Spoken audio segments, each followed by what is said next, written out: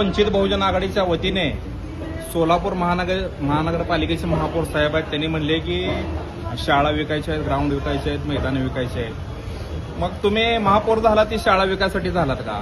शाळा विकायच्या नसतात, शाळा वाढवायच्या असतात, तरच सोलापूर शहराचा विकास होईल.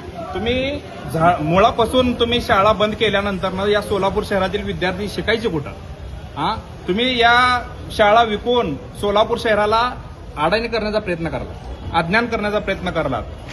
आज आपल्या महाराष्ट्रातील काही महापुरुषांनी आपले घरं विकले, सोनं दागिने विकले आणि स्वतःच्या जमिनी विकून त्यांनी संस्था उभा केल्या आणि या महाराष्ट्रातल्या विद्यार्थ्याला त्यांनी घडवलं आणि आपला महाराष्ट्र भारत देशामध्ये महाराष्ट्राचं नाव त्यामुळे झालेलं आहे. आणि भाजपचे सरकार जे आहे आता त्यांना फक्त आजपर्यंत एअरपोर्ट विकले, रेल्वे विकले, सगळे विकले, आता सोलापूर शहरातल्या शाळा पण विकाल्यात. त्यांना लाज वाटली पाहिजे की विद्यार्थ्यांसाठी शाळा विकल्या नाही तर बांधल्या पाहिजे. कालच तुम्ही अक्कलकोट तालुक्यामधील ती बबला गावामधील जी शाळा आहे ती शाळा पडून तिथं 12 विद्यार्थी जखमी झाले आणि 2-4 शिक्षक सुद्धा त्या ठिकाणी जखमी झालेले आहेत.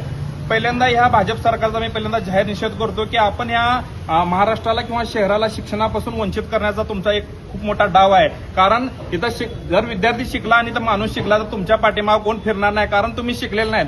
तुम्हाला जर एवढं शहराचं उत्पन्न वाढवायचं असेल तर तुमचे हॉटेल विका, तुमचे हॉटेल आहेत, हॉटेल विका, तुमचं घर विका, तुमच्या गाड्या हजार कोटीच्या गाड्या विका.